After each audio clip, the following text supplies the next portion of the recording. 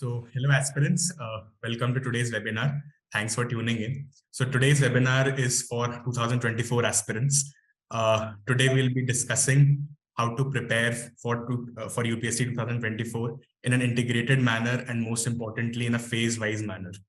So bilingual रहेगा ये और discussion format में रहेगा and अप्रैल से लेके अगस्त से लेके दिसंबर तक how all of you should be approaching UPSC. इस पर दो लोग बात करेंगे of course. और पहले प्रवीण सर और अरीबा मैम अपना अपना इंट्रोडक्शन देंगे, उसके बाद we'll start discussing on these challenges जो as an aspirant आप सबको challenges आ सकते हैं अप्रैल से अगस्त और अगस्त से दिसंबर तक की strategies में, and then we will take your questions at the end. Of course we have two people. We have Praveen sir. Praveen sir is our mentor head at Civils Daily IAS, and he also looks after Pune branch. And all of you know IPS Ariba. She secured All India rank 109, and she has been here many times, so sabko pata hai. And she's very clear about this. She knows strategy very well. So she's one of the few people who has a good clarity on how to go about UPSC exam. She understands this exam quite beautifully. And Praveen sir का तो experience है, इनके rankers हैं. So I'm very sure ये discussion बहुत helpful रहेगी. So I give the floor to Praveen sir. आप अपने आप को थोड़ा introduce कर दो और agenda set कर दो. Right. So thanks Saket for being me and मुझे यहाँ पे मौका दिया है. So first of all, guys, a very good evening to everyone, and we are here to discuss basically about two phases of your preparation for the 2024. Okay. So there are basically 5 phases of the preparation जो मैं यहाँ पे मेरे mentor team में हम बच्चों को mentor करते हैं. Like as Saket rightly said कि I have been mentored around, basically Civils Daily has been mentored around 1.5 lakh students, and every year out of every 4 selected student, 1 is of Civils Daily student. So last time we out of 840 selected candidates, 197 were our student. Okay, and अगर मैं मेरी बात करूँ तो 72 rankers को mentor करा है. So इसका बॉटम लाइन ये है कि जो भी स्ट्रैटेजी बताने वाला हूँ वो ट्राइड एंड टेस्टेड है. ठीक है, अरीबा मैम भी उनका एक्सपीरियंस शेयर करेंगे, एंड ऑब्वियसली उनका तो एकदम जो भी रहेगा वो भी आपको फॉलो करना है. सेम सिविल्स डेली का भी है. तो बेसिकली फेज 1 आपका चालू होता है अप्रैल से. तो अप्रैल में देखो, फेज 1 में 2 चीजें आती है. एक है बुनियाद फेज और दूसरा होता है रैंप अप फेज. तो बुनियाद फेज 2.5 to 3 months का है, डिपेंड ऑन कि आर यू वर्किंग प्रोफेशनल और कॉलेज स्टूडेंट और full time preparing. Okay, so it would be around 3 months. So from April to June there will be a bunyad phase. From July to September there would be a ramp up phase. Okay, and the phase 2 is a booster phase. So booster phase would be from October to January. So that's of around 3.5 to 4 months. Okay, so हम मोटा इन तीनों पे चर्चा करने वाले हैं. Right. Areeba ma'am, आप भी अपना आपके बारे में थोड़ा बता दो, and how did you prepared yourself when you were an aspirant in a phased manner? थोड़ा उसके बारे में भी 2-3 मिनट में बता देना. So hello everyone, thank you Civils Daily for inviting me again, and I have secured rank 109 in CSE 2021, and I have been allocated Indian Police Service. This year again I am attempting this exam and I'm facing the interview again. So how I went about this whole preparation, we will talk in this whole discussion, but in a brief, if I will tell you, is that I wanted to have a very much clarity of my enemy, as I call it. So सब कुछ मैंने prior homework ही किया था कि syllabus क्या है, आपके previous year क्या है, what is this whole enemy all about. So based on that I built my strategies, like how to divide your months, how to divide weeks, daily targets. ये सब कुछ तब decide होता है जब आपको पता है कि what is the kind of examination, what are the qualities they are looking for. So I went on to build these qualities in this timeline. ठीक है, और again blindly कुछ भी follow नहीं करना है. You have to first of all trust the source and trust your own capabilities. तो यही है, अभी हम discussion में we will take up in depth. Okay. Right. Great. So Praveen sir, अगर मैं एस्पिरेंट की साइकी समझूं, if somebody is appearing for UPSC अगले साल और वो ओआरएन आता है, तो वो ऑफ कोर्स एक फाउंडेशन क्लास ज्वाइन करेगा या जो भी प्रोग्राम उसे सूट करेगा जिस भी कोचिंग इंस्टीट्यूट में ही इनरोल देयर। अब वहां उसकी 3 से 6 घंटे क्लासेस होगी, वो ऑप्शनली क्लासेस भी लगा लेगा, तो 3 से 6 घंटे के वो क्लासेस के प्रोसेस में ही रहेगा।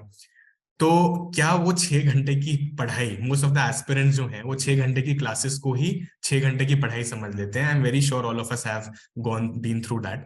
तो वो 6 घंटे की क्लास इज इक्विवेलेंट टू 6 घंटे की यूपीएससी की पढ़ाई, या उसके बाद भी उसको पढ़ना पड़ेगा, और जो क्लास में उसने पढ़ा उसके बाद उसको एक्स्ट्रा क्या पढ़ना पड़ेगा अगर वो अप्रैल या मई से अपना फाउंडेशन स्टार्ट कर रहा है तो। राइट, सो ये बहुत एक अच्छा क्वेश्चन है जो मुझे लगता है सब एस्पिरेंट्स के माइंड में होता है कि चलो ओआरएन में आते हैं एंड क्लासेस लगाते हैं। सी हमारा ओवरऑल थीम यही है कि हम सेल्फ स्टडी के थ्रू कैसे प्रिपेयर कर सकते हैं और कैसे खुद को एक्सेल कर सकते हैं, राइट। सो मैं हमेशा कहता हूँ कि जो भी फाउंडेशन क्लासेस है, मैंने कहूंगा कि अच्छे हैं बुरे हैं या आपका लेवल क्या है, करना चाहिए, बट मैं कहूंगा कि सिर्फ फाउंडेशन क्लासेस करने से रैंक नहीं आती है और आनी भी नहीं चाहिए, क्योंकि foundation classes only conceptual clarity के लिए होती है, तो वो आपका कॉन्सेप्ट क्लियर कर देगी। लेकिन कॉन्सेप्ट क्लियर होना इट डजंट मीन कि रैंक आना। आपको अलग मेहनत करनी पड़ती है, रिगरस मेहनत प्लस परसिवरेंस रखना पड़ता है, आंसर राइटिंग स्मूथनिंग करनी पड़ती है, ऑप्शनल में एक्सेल करना होता है। जैसे अरीबा मैम ने कहा कि डेली का प्लस माइक्रो प्लस मैक्रो दोनों को प्लानिंग बहुत अच्छे से करनी पड़ती है, because if you fail to plan you plan to fail. Okay, so Saket का जो क्वेश्चन है उसके बारे में मैं कहूंगा कि सिर्फ क्लासेस आप ज्वाइन कर रहे हो या आप बस उसको सुन रहे हो जो मोनोलॉग जो टीचर बताते आ रहे हैं, तो वहां पे आपको इल्यूजन है कि मेरा सिलेबस कवर हो रहा है, बट आपको वो मनन अध्ययन वो सब चीजें करनी आनी चाहिए। ब्रेनस्टॉर्मिंग जिसको हम कहते हैं, माइंड मैपिंग जिसको हम कहते हैं, वो आनी चाहिए। इसकी वजह से हमें घर पे जाके उसको रिवीजन करना है, ठीक है। और अगर आप क्लासेस नहीं भी करोगे, if your concepts are good then it is fine. Condition की कॉन्सेप्ट्स अच्छे होने चाहिए, ठीक है। तो मेंटरशिप का कॉन्सेप्ट वही है कि मोनोलॉग को पीछे छोड़ के अब एक्चुअल रैंक लानी है, तो फिर आपकी जर्नी कैसे होनी चाहिए। आपको मोनोलॉग सुन के या टीचिंग जो टीचर पढ़ा रहे हैं वो सुन के आपको, आप अगर कोई आंसर लिखने जाओगे आपको 10 में से 2, 2.5, 3 नंबर आएंगे मैक्स, लेकिन उस 3 नंबर से 4.5 नंबर की जर्नी है मेंटरशिप या फिर वन ऑन वन जो हम डिस्कशन लेते हैं उसके थ्रू। तो वो सेल्फ स्टडी के साथ जो मेंटर आपको प्लान देंगे उसी के बाद ही वो आएगा। तो क्लासेस करना डजंट मीन आप पढ़ाई कर रहे हो, वो सिर्फ इल्यूजन है। उसके अलावा आप सेल्फ स्टडी को काउंट करो, वो आपकी पढ़ाई है।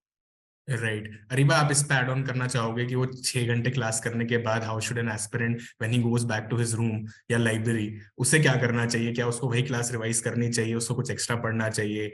अगर वो अगले साल का अटेम्प्ट दे रहा है तो उसका माइंडसेट क्या होना चाहिए? देखिए, सर ने बिल्कुल सही कहा कि आपकी जो क्लास है उसमें हमने सुपरफिशियली हर चीज कॉन्सेप्ट को क्लियर कर लिया है, पर अभी उसे कॉन्क्रीट कब होगा जब आप उसको खुद को रिकॉल करोगे, right. Like for example what I used to do is कि मैं क्लास जाती थी, क्लास किया मैंने। फर्स्ट ऑफ ऑल क्लास को बहुत अच्छे से करना है। आप जो भी क्लास जा रहे हैं आप उसको बहुत ध्यान से करिए, ऐसे नहीं कि बस पीछे जाके बैठ गए क्लास जाने के लिए, ऐसा नहीं। थोड़ा एंथुजियाज्म होना चाहिए, अच्छे से क्लास करो।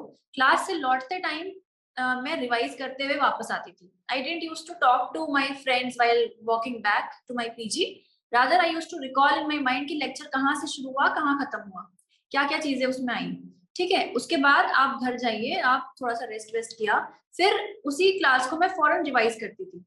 उसके बाद जो what ever material is prescribed, जैसे मान लो आप हिस्ट्री की क्लास हुई, अभी वही चीज मैं जाके हिस्ट्री को स्पेक्ट्रम से पढ़ूंगी। That will give me a conceptual clarity, even a better kind of clarity. फिर मैं उसको पीवाईक्यू से सॉल्व करूंगी। तो फिर उससे क्या होता है कि जो आपने क्लास में पढ़ा, क्या आप सच में उसको यूज कर पा रहे हैं अपने आंसर, आपको प्रीलिम्स में कैसे यूज हो रहा है, मेंस में कैसे यूज आ रहा है। सो ये सब चीजें सेल्फ स्टडी से आती हैं। और जैसे सर ने कहा, mentoring is very very important, because I had a personal mentor in this whole journey. तो काफी बार ये होता था कि सर से मैं पूछती थी कि this has been taught in the class, how will I utilise this in my prelims and for my mains, how can I build upon this knowledge. तो ये आपको खुद को टाइम देना बहुत जरूरी है। अगर आप 6 घंटा मान लो क्लास कर रहे हो, तो 6 घंटा आपको खुद को टाइम देना है, then only you are going to come near to this exam. और अगर सोच लिया कि 6 घंटा बस कर लिया तो it's a illusion as sir said. Praveen sir, देखो बहुत कम एस्पिरेंट्स होते हैं जो सेल्फ अवेयर होते हैं इस एग्जाम के बारे में, जिनको शुरू से पता होता है कि इस एग्जाम को अप्रोच कैसे करना है। वरना दो टाइप के लोग होते हैं, या तो अपना काम छोड़ के आ रहे होते हैं या फुल टाइम प्रोफेशनल्स होते हैं, लेकिन दोनों ही अनअवेयर होते हैं कि प्रोसेस को स्टार्ट कैसे करना है। तो of course apart from the classes उनको ये समझ ही नहीं आता कि अब बुक्स कैसे पढ़नी है, एनसीईआरटी से शुरू करना है या स्टैंडर्ड बुक्स पढ़नी है। मतलब क्लासेस तो ऑफ कोर्स आपने जैसे भी कहा मोनोलॉग है, वो एक टीचर अपने पैटर्न में पढ़ाएगा। बट उसके अलावा अगर कोई बिगिनर है, जिसको, जहां में बिगिनर से मतलब है मेरा, who is not self aware about the exam, जिसको पता ही नहीं है वो बुक्स कैसे पढ़े, वो एनसीईआरटी से स्टार्ट करे, वो स्टैंडर्ड बुक से स्टार्ट करे। अभी अप्रैल मई मई चल रहा है, उस साइकिल से आप एस्पिरेंट का बताओ, उसका पहला ही महीना है। राइट, सी सो बेसिकली सबसे पहले हमें यूपीएससी के फुटफॉल जो है, क्योंकि हम यूपीएससी के एग्जाम कर रहे हैं, किसी कोचिंग के पीसीएस के एग्जाम नहीं है वो, फॉर एन इंस्टांस किसी भी कोचिंग का पीसीएस नहीं है, वो अपना यूपीएससी का है। तो आप उसके फुटफॉल देखिए। तो फुटफॉल आप कैसे देखेंगे? सबसे पहले कि सिलेबस जो उन्होंने प्रिस्क्राइब कर रखा है, क्योंकि वही सिलेबस आपको मिलता है, वही सिलेबस पेपर सेटर को मिलता है, और जो पेपर चेक करने वाले हैं उनको भी वही मिलता है। तो एक विंडो बन जाती है, एक बॉक्स बन जाता है, तो उसको आपको रखना है। सबसे पहले जो भी व्यूअर्स है, आपको एक काम करना है, upsc.gov.nic.in पे जाइए। सबसे पहले आपने अगर ये चीज नहीं करी है तो सिलेबस को डाउनलोड करना है, ठीक है? और प्रॉपर यूपीएससी का ही सिलेबस डाउनलोड करें। ईच एंड एवरी कीवर्ड उसमें बहुत इंपॉर्टेंट रहता है। इसमें GS 1 से 4 तक A4 पेज में उसको प्रिंट आउट निकालें, और आपका जो स्टडी प्लेस है, स्टडी टेबल है, उसके सामने आप उसको पेस्ट करें, ठीक है? आते जाते, चाय पीते समय, कभी भी आप उसको पढ़ते रहिए, उसको रट्टा मारना है। ईच एंड एवरी कीवर्ड आपके जहन में जाना चाहिए, ठीक है? सिलेबस हो गया। फिर previous year questions. Previous year question हमारा इतना अच्छा वेपन है कि उससे हम यूपीएससी को पहचान पाते हैं, ठीक है ना? यूपीएससी का बॉडी लैंग्वेज, यूपीएससी क्या पूछने वाली है।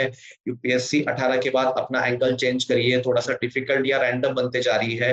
पहले उसका टिल्ट थोड़ा अलग था, थोड़ा फैक्चुअल या करंट अफेयर ओरिएंटेड ज्यादा थी, अब वो स्टैटिक पे ही है बट इंटरलिंकिंग पे बहुत ज्यादा कर रही है। तो ये सब चीजें आपको एनालिसिस किसी वीडियो सुनने से नहीं आएगा, वो ये वीडियो से एंगल मिलेगा, बट आपको खुद को उसको प्रीवियस ईयर क्वेश्चंस को एनालाइज करना पड़ेगा। अब उसको करेंगे कैसे? तो प्रोसेस ये होता है कि कोई भी चैप्टर आप चालू कर रहे हो तो उसके पहले आप उसका सिलेबस, फिर पीवाईक्यूज देखो, क्योंकि मैं बिलीव करता हूँ रिवर्स इंजीनियरिंग पे। यही मैं मेंटरिंग के समय मेरे स्टूडेंट को बताता हूँ कि रिवर्स इंजीनियरिंग करो। पहले क्वेश्चन देखो, जो भी, मान लीजिए मैं फंडामेंटल राइट पढ़ रहा हूँ, मैंने दिशा पब्लिकेशन का प्रीवियस ईयर क्वेश्चंस का बुक लिया, उसमें देखा कि फंडामेंटल राइट में पिछले 27 सालों में 80 क्वेश्चन आए हैं। उस 80 को मैं रिट्रोस्पेक्टिवली देख लूंगा, अगेन 2022 से लेके पीछे, एंड उसको देखूंगा कि एग्जैक्ट कैसे सवाल पूछ रहे हैं, फिर उसको बंद करके FR पढ़ूंगा। तो मेरा फंडामेंटल राइट पढ़ना हो गया। और अगर उस पढ़ने पे मुझे समझ में नहीं आ रहा है तो I take the help of video classes, जो आपकी फाउंडेशन की क्लासेस है, एंड देन उसके बाद मैं टॉपिक वाइज MCQ सॉल्व करूंगा। तो ये एक टेक्निक होती है। उसके बाद आप नोट्स भी निकाल सकते हैं, but that is another, first time नहीं निकालना, थर्ड रिविजन के टाइम निकालना। So syllabus plus previous year question, इसको आप बेस बनाओ। उसके बाद आते हैं NCERT. See for an instance 54 NCERTs है, जो हर कोई कहता है कि इसको पढ़ो, इसको अगर आप नहीं करेंगे तो आपकी रैंक नहीं आएगी या फिर आप सेलेक्ट नहीं हो पाएंगे, जो मुझे लगता है फिर से एक मिथ है, ठीक है? तो हम यहाँ पे अगर सच बात करें तो बिल्कुल मैं कभी मेरे स्टूडेंट को नहीं बोलता 54 पढ़ो। There are only 14 to 16 NCERTs, उसमें भी सिर्फ पर्टिकुलर चैप्टर्स को ही करना है। अगर आप उसको अच्छे से करोगे, उसी को रिवाइज करोगे, तो आपका काम बन जाएगा, ठीक है? तो सिलेबस, पीवाईक्यू, एनसीईआरटी, उसके बाद जब करना है रेफरेंस। सो ये होता है। और कितना टाइम देना है? तो जैसे हमारा, हम हमेशा कहते हैं working professional and college student, इनके लिए 5 hours in a day would be suffice. आप अगर स्क्रैच से कर रहे हो तो आपको थोड़ा ज्यादा मेहनत लगेगा, लेकिन ये 5 आवर्स, जैसे मेंटर कहते हैं, अरीबा मैम भी हमारी सुपर मेंटर है, आप उनसे भी ये वो भी आपका सिलेबस प्लान बना के दे सकते हैं। एंड जो आपके इमीडिएट मेंटर होते हैं वो आपको डेली का शेड्यूल बना के देते हैं।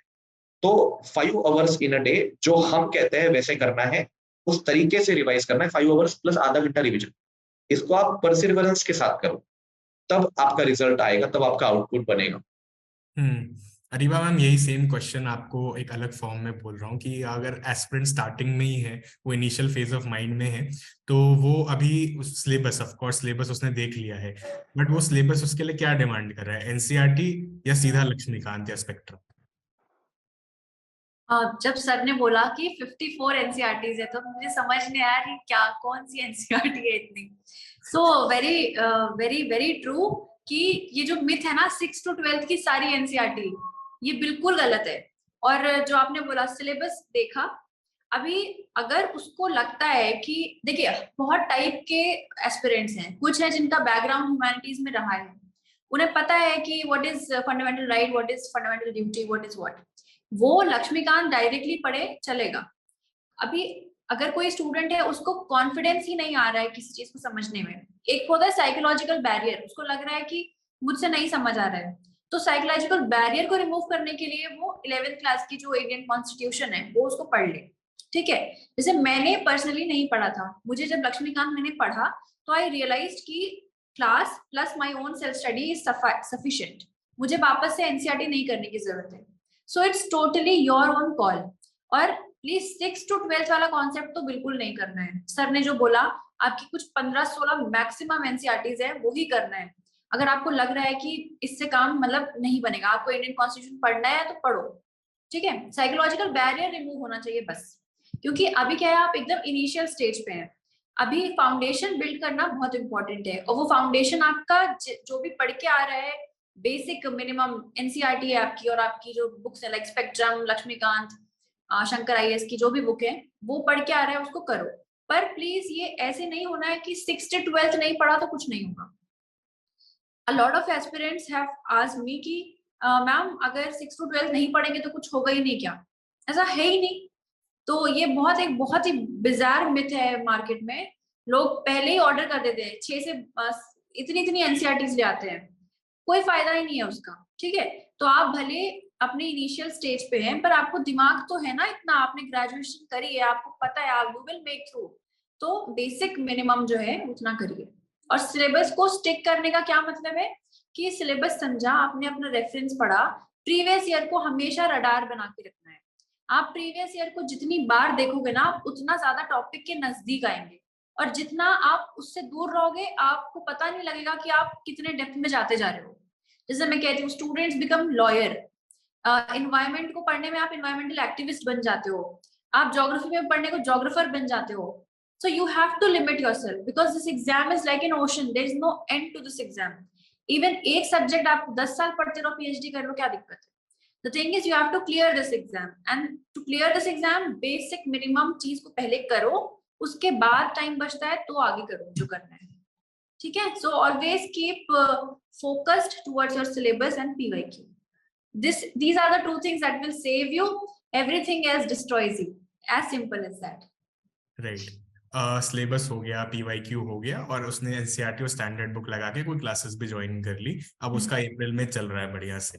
अब उसका नेक्स्ट लॉजिकल स्टेप क्या है? Should he start revising that, या अब वो नोट मेकिंग की तरफ आ जाए? प्रवीण सर। हाँ, ये अच्छा क्वेश्चन, क्योंकि बच्चे कंफ्यूज होते हैं नोट मेकिंग कब करनी है या फिर रिवीजन।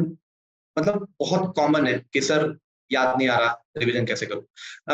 मैं मेरे स्टूडेंट्स को जो बताता हूँ या मेरी टीम के थ्रू जो हम स्टूडेंट्स को कन्वे करते हैं, वो रिवीजन स्ट्रैटेजी है 1:7:30।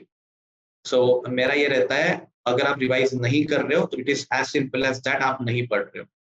क्योंकि आप मेंस कब लिखेंगे? आप अप्रैल में, आप अप्रैल 2023 में आप जो चीज पढ़ रहे हैं, आप सितंबर 2024 में उसको लिखने वाले हैं। तो कैसे पॉसिबल है कि आप विदाउट मल्टीपल रिविजन्स और नोट मेकिंग आप उसको कंसाइज मैनर में लिखें? देखिए, आंसर तो हर कोई लिख सकता है, लेकिन 9-10 मिनट में जो कम गंदा आंसर लिखेगा वो सेलेक्ट हो जाएगा। क्योंकि 9-10 मिनट में आंसर भी गंदे ही आते हैं, बट जो कम गंदा लिखेगा, तो जो कम गंदा लिखना है मतलब ज्यादा प्रैक्टिस करनी है, रिफाइनिंग करना है, मेंटर को दिखाना है, डिस्कशन से समझना है, कीवर्ड्स डालने हैं। ठीक है, तो रिवीजन क्या, वन मतलब per day you have to give at least 45 minute to revise what have you done in a day. Okay, 1:7 मतलब at the end of the week, Sunday, मैं संडे कुछ नहीं करता था, संडे सिर्फ रिवीजन। वो भी 4 आवर्स। बाकी 4 आवर्स मेरी पर्टिकुलर हॉबी या मेरे को सोशल होना है या कुछ चीजें जो मेरी वीक की बची हुई है अगर, तो उसको, तो 6 डेज पढ़ा, उसका 7th डे 4 आवर्स में रिविजन करा। एंड 1:7:30 मंथ के एंड में 2 दिन आप ऐसे रखो कि उसमें कोई आप मतलब पढ़ने का कुछ रखो ही मत। आप उस 2 दिन में 8+8 16 आवर्स सिर्फ रिविजन करो। कोई टेस्ट है तो वो दे दो, ठीक है। वैसे तो हमारे 15 डेज पे टेस्ट होते हैं, बट मंथ के एंड में भी जो टेस्ट होता है वो भी रिवीजन करके सेपरेटली दे दो। तो 1:7:30 ये रिवीजन स्ट्रेटेजी फॉलो करो। अब आते हैं नोट मेकिंग के, नोट मेकिंग पे। तो नोट मेकिंग इमीडिएटली करना गलत है, क्योंकि नोट मेकिंग उसको कही जाती है जो समराइज फॉर्म में आप उसको लिखते हो। It is nothing but the comprehension. तो देखो, आप उस चीज को फर्स्ट टाइम पढ़ रहे हो, आपको बिल्कुल जरूरी नहीं कि आपको सारा रिटेन होगा, हार्डली 40% रिटेंशन होता है, and that is sufficient. Again मैं कहूंगा कि बच्चे बहुत टाइम लगाते हैं पढ़ने को, इतना मत करो। आपका पेस हमेशा हाई होना चाहिए। जब आपका पेस हाई होता है ना, आपका कॉन्सेंट्रेशन डबल होता है। तो हाई पेस पे पढ़ो, 40% रिटेंशन है, रिविजन करोगे 60 हो जाएगा, संडे को रिविजन करोगे 70 हो जाएगा। 2 बार रिविजन करने के बाद थर्ड टाइम जब आप रिविजन करोगे नेक्स्ट मंथ, तब आप उसके नोट्स बनाओ। और नोट्स 1/10 होनी चाहिए। 10 पेज कुछ भी पढ़ा तो उसका 1 पेज में आप समराइज कर पाओ, उसको बोलते हैं नोट्स, ठीक है। उसका उतना कंसाइज आपको लिखना पड़ेगा। और अगर नोट्स भी 2 फॉर्म के होते हैं, एक होता है स्टैटिक, दूसरा होता है करंट, फिर इसको इंटरलिंक करना पड़ता है। तो करंट के नोट्स आपको डे वाइज निकालो तो अच्छा है, बट स्टार्टिंग में 1 मंथ 1.5 मंथ आप टोटली समाचार मंथन और न्यूज़पेपर अगर आप पढ़ते हो उस पर रिलाई करो। बाद में आपका उतना पोटेंशियल बन जाएगा कि आप उससे चीजें निकाल पाओगे, तो आप नोट्स बनाना स्टार्ट करो, वो भी पर डे बहुत कम। मतलब आई अगेन से कि हार्ड कॉपी मत यूज करो, सॉफ्ट कॉपी यूज करो, एवर नोट, वन नोट पे करो। फाइल्स बन सकती है अच्छे से, आप उसको डिपार्टमेंटलाइज कर सकते हैं। फिर आप उस पे जाके 2 लाइन समरी लिख दो, क्योंकि आपको एडिटोरियल पे 2000 वर्ड्स आते हैं। उतना क्या करना है आपको, 20 वर्ड्स निकालो उसमें से, या 50 वर्ड्स निकालो, क्या जो काम के है। कोई कोट है तो वो निकाल लो एंड उसको आप लिखो, ठीक है। तो नोट मेकिंग एंड रिविजन, ये 2 स्ट्रेटेजी इस तरीके से मैं उसको फॉलो करता हूँ। राइट। अरीबा, अप्रैल से जून आ गया है और इसमें से कौन से एरियाज टिक हो जाने चाहिए अब तक? हमारे हमारे स्टैंडर्ड बुक्स कितनी कंप्लीट हो जानी चाहिए, हम कितने रिवीजन कर चुके होने चाहिए, और कितना नोट मेकिंग हमने शुरू कर देना चाहिए? स्टार्टिंग के 2-2.5 महीने हो गए एस्पिरेंट। देखिए 2-2.5 महीने मुझे लगता है अगर आपने स्टार्ट किया है, बिल्कुल आपका कोई भी बेसिक बैकग्राउंड नहीं था, तो 2-2.5 महीने ना आपको थोड़ा फाउंडेशन बिल्ड करने में लग जाएंगे। फॉर एग्जाम्पल पॉलिटी, इकोनॉमी, ये जो सब्जेक्ट्स है ये बहुत टाइम लेते हैं, आपका कॉन्सेप्ट बिल्ड करना होता है यहाँ पे। And I also suggest people to start if in fact with these heavy subjects like polity, economy, क्योंकि आप न्यूज़पेपर जब पढ़ेंगे, आपको अगर क्लैरिटी ही नहीं है कि what is repo rate, how will you relate what is repo rate, है ना, जो न्यूज़पेपर में आएगा। If you do not know what is collegium system, how will you relate in newspaper what is collegium, what is happening in collegium? So first of all, अगर आप अप्रैल, मई, जून, जुलाई आपको कुछ इस तरह का आ गया है, तो मेक श्योर कि आपने हेवी सब्जेक्ट स्टार्ट कर दिए हैं अपने, ओके। बिकॉज अगेन अगर आप आर्ट एंड कल्चर स्टार्टिंग से पढ़ते रहोगे तो उसका कोई ज्यादा यूटिलाइजेशन है नहीं। You will not be able to relate it to a lot of current affair, and also वो बहुत ज्यादा इतना कोई क्वेश्चन उसका आता भी नहीं है, ठीक है। सो अपनी एनर्जी को बहुत ही रैशनलाइज आपको तरीके से आपको यूटिलाइज करना है। So start with heavy subjects like polity, economy, geography, modern history for that matter. Notes, जैसे सर ने बोला कि नोट्स का कोई, देखो नोट्स बनाना जरूरी है क्योंकि हर टॉपर ने कहा है, इसलिए नोट्स नहीं बनती है। नोट्स इसलिए बनती है कि आपको लास्ट मिनट रिविजन में हेल्प हो, ठीक है। नोट्स का और कोई फंडा नहीं है। नोट्स का देखो 2 काम है, आप लिख रहे हैं तो आपका ब्रेन उसको कहीं ना कहीं समझ रहा है कि this piece of information is very important, let's remember it for a longer period of time. Second importance क्या है नोट मेकिंग का, कि that helps you in the last minute revision. आप इतनी सारी बुक्स नहीं पढ़ सकते उस टाइम पे, you will just have 4-5 pages of notes that you will have to recall again and again. For these 2 reasons you make notes, not because any random person told you, okay? So notes का first of all have understanding, क्यों बनाना है, तभी आपको समझ आएगा कि किस तरह की नोट्स बनाते हैं। अभी बच्चे क्या करते हैं कि फर्स्ट रीडिंग पढ़ा, पूरी की पूरी एनसीईआरटी छाप दी, पूरा का पूरा न्यूज़पेपर छाप दिया। So you are doing aimlessly useless work, ठीक है। आपको इसीलिए पहले 1-2 महीने को न्यूज़पेपर को पढ़ो, समझो कि चीजें चल क्या रही हैं। अभी नोट मेकिंग करने की कोई जरूरत नहीं है। जैसे सर ने बोला, आप वो 1-2 महीना किसी न्यूज़पेपर, किसी मैगजीन से या किसी कोचिंग क्लास के जो मटेरियल मिलता है उससे आप सफिशिएंटली आप कर लोगे। 1-2 महीना आप अपना एनर्जी बिल्ड इस पे लगाओ कि what is happening in newspaper, what is happening in India and world, try to understand rather than putting it in news notes. Same goes with static. First understand कि क्या कहना चाह रहा है author, what was happening in this particular phase of history, what is this whole parliament, what is this whole president prime minister का difference। Note making नहीं करना है, क्योंकि नोट्स में क्या होता है, हम जिस्ट लिखते हैं। अब अगर आपने जिस्ट लिख दिया तो आप वापस से जिस्ट को ही रिवाइज कर रहे हैं, तो एक असेंस कहीं ना कहीं चलता चला जाता है, पीछे छूट जाता है असेंस हमारा किसी भी टॉपिक का। बिकॉज नोट्स में अगेन आप बहुत ही मैकेनिकली नोट्स लिख रहे हो, राइट, वो philosophy of that topic you leave behind in your book. So until you have understood that philosophy of that topic in 2, 3, 4 readings, don't make notes. Okay. And जून जुलाई तक भी कोई जरूरत नहीं है आपको इस तरह से नोट्स बनाने की, क्योंकि आप अभी फर्स्ट या सेकेंड रिवीजन पे ही होगे मैक्सिमम, है ना। जो सब्जेक्ट आपको लगता है कि आपने 2-3 बार रिवाइज कर लिया, उसके आप बेशक नोट्स आप बनाना शुरू कर सकते हैं, पर जो सब्जेक्ट अभी आपने स्टार्ट ही किया है तो उसका कोई नोट्स बनाने का मतलब नहीं है। हाँ, रिवीजन बहुत इंपॉर्टेंट है ऑफ कोर्स, बिना रिवीजन के तो हम नोट्स बना ही नहीं सकते।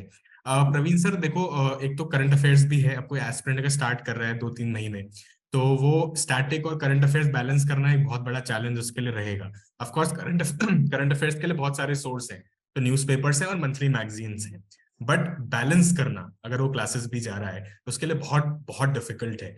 तो वो उसके लिए सही स्ट्रैटेजी क्या है, कोई घंटे हैं क्या? क्योंकि स्टार्टिंग में एस्पिरेंट्स बहुत जोश में होते हैं, वो टाइम भी नहीं देखते हैं, वो 10, 12, 14 उनको एक धुन सवार होती है, बट ग्रेजुअली वो बहुत कम हो जाता है और वो बर्नआउट आ जाता है। तो उसमें करंट अफेयर्स और स्टैटिक कब करना है, कंसिडरिंग द फैक्ट कि वो अभी स्टार्टिंग कर रहे हैं, तो उनका जोश भी काफी हाई है, तो वो बहुत अच्छे सेंस में है, अगर सही एनर्जी लग जाए तो वो ढंग से कर भी लेंगे। तो उस सेंस में आप बताइए कि बैलेंस कैसे करना है। राइट, सी सबसे पहले जैसे मैंने कहा था कि आपको सिलेबस अच्छे से पता होना चाहिए, देन ओनली आपको न्यूज़पेपर पे जंप करने में आसानी होगी कि न्यूज़पेपर में कौन सी न्यूज़ पिक करनी है, कौन सी ड्रॉप करनी है, ठीक है। एंड हमारा तो समाचार मंथन है ही, जो मेनली 5 सोर्सेस से हम बनाते हैं, जो आपके लिए स्पून फीडिंग है, मुझे लगता है वो बेस्ट चीज है। तो इंडियन एक्सप्रेस है, द हिंदू है, PIB है, PRS इंडिया है, ठीक है, और लाइव मिनट है।